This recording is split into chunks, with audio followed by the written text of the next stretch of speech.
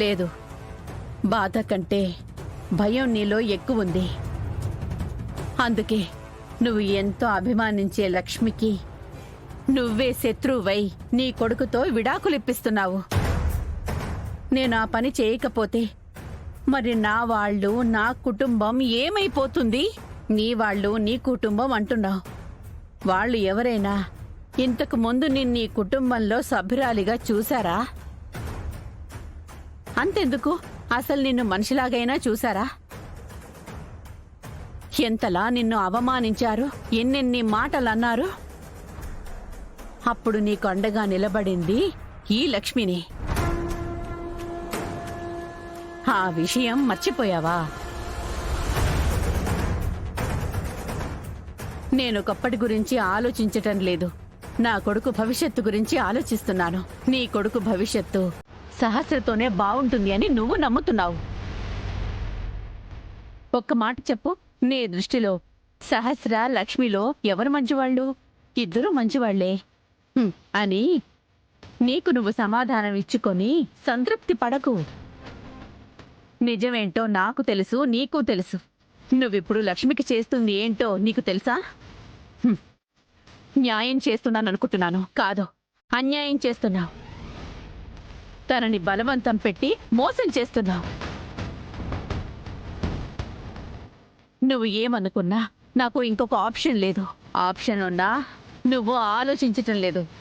ఆలోచించను. నాకు నా కుటుంబం ముఖ్యం. నీ స్వార్థం కోసం, మీ ఆనందం కోసం ఒకళ్ళ జీవితం నాశనం చేసినా పర్లేదా? నేను లక్ష్మి జీవితాన్ని నాశనం చేయట్లేదు. జరిగిన తప్పును సరిదిద్ది తన జీవితాన్ని నిలబెట్టడానికి ప్రయత్నం చేస్తున్నాను.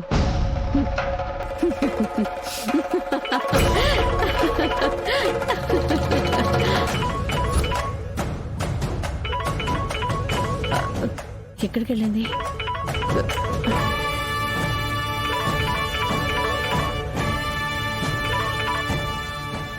లక్ష్మి, ఏమైంది? అమ్మా, విహారీ గారు, నేను జడ్జి గారిని కలిసాము.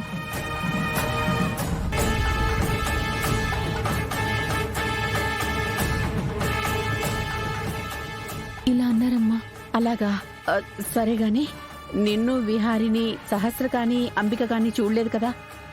చూడలేదమ్మా. లాయర్ గారితో మీరు రిక్వెస్ట్ చేయించి అరేంజ్ చేసినట్టే జడ్జి గారి రూమ్లో విచారణ జరిగిందమ్మా. సరే లక్ష్మి, ఇప్పుడు ఆ కార్మికుల కేసు విచారణ ఉందా? అమ్మా, అవును. జాగ్రత్తగా ఆ కేసుని ముగించుకొని విహారికి ఏ ఇబ్బంది కలగకుండా ఆ కేసులో నుంచి కూడా బయటపడితే బాగుండు.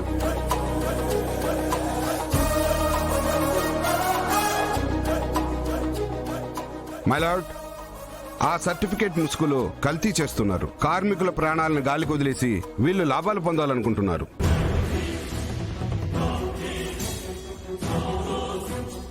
లేదు మై లార్డ్, విహారీ గారు కార్మికుల్ని ఎప్పుడూ బాగా చూసుకునేవాళ్ళు. కార్మికులు నాయకుడైన సింహాద్రి గారికి ఆ విషయం బాగా తెలుసు. అసలు మా నుంచి ₹1 కోటి కావాలని వాళ్ళు డిమాండ్ చేస్తున్నారు మై లార్డ్. కార్మికులకి విహారీ గారు చేయించిన ఇన్సూరెన్స్ ఉంటుంది. అది అప్లై చేసుకుంటే దాదాపు ₹1 కోటి ఇన్సూరెన్స్ వస్తుంది మై లార్డ్.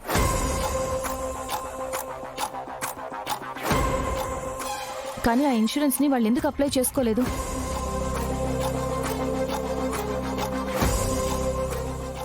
₹1 కోటి ఇన్సూరెన్సా? ఏ కార్మికులకి వాళ్ళ యజమాని ఇంత ఇన్సూరెన్స్ చేయించరే? మా విహారీ గారు కార్మికుల్ని ఎంత బాగా చూసుకుంటారో అక్కడే తెలుస్తుంది కదా యువర్ ఆనర్. అంతేకాదు మై లార్డ్, ఈ ఇన్సూరెన్స్ కి ఇన్సిడెంట్ అంతా చాలా అనుమానాస్పదంగా ఉంది. మై లార్డ్, ఆమె కేసుని ఏదో ఒక చిన్న పాయింట్ పట్టుకుని తప్పుదోవ పట్టిస్తుంది. పీపీ గారు, కూర్చోండి. తను చెప్పేది విన్న తర్వాత మీరు విచారణ చేయండి. Thank you my lord. ఈ కేసులో కార్మికులు చనిపోయారు. అది తీరని నష్టం, నేను కాదనట్లేదు. కానీ ఇన్సూరెన్స్ ఉందని వాళ్ళకే తెలుసు. అది అప్లై చేయలేదు. అండ్ మేజర్గా కార్మికులు చనిపోయి ఇన్ని రోజులైనా డెత్ సర్టిఫికెట్స్ తీసుకోలేదు. ఎందుకు డెత్ సర్టిఫికెట్ తీసుకోలేదు? అది రాకపోవడం వల్లే ఇన్సూరెన్స్ అప్లై చేయలేదు. అసలు దీని వెనకేదో మనం గుర్తించని కుట్ర దాగుంది యువర్ ఆనర్.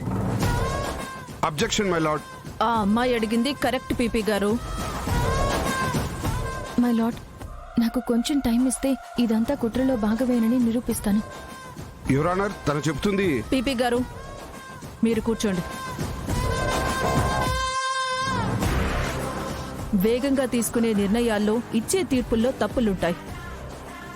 అవి లేకుండా న్యాయంగా తీర్పు ఇవ్వాలంటే వాళ్ళకి సమయం ఇవ్వాలి.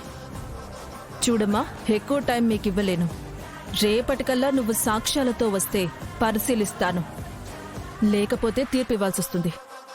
మైలార్డ్, రిమాండ్లో ఉన్న చారుకేశవ్ గారికి బెయిల్ ఇవ్వాల్సిందిగా కోరుతున్నాను.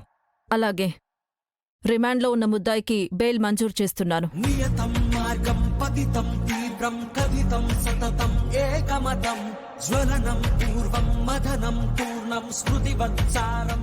The court is adjourned.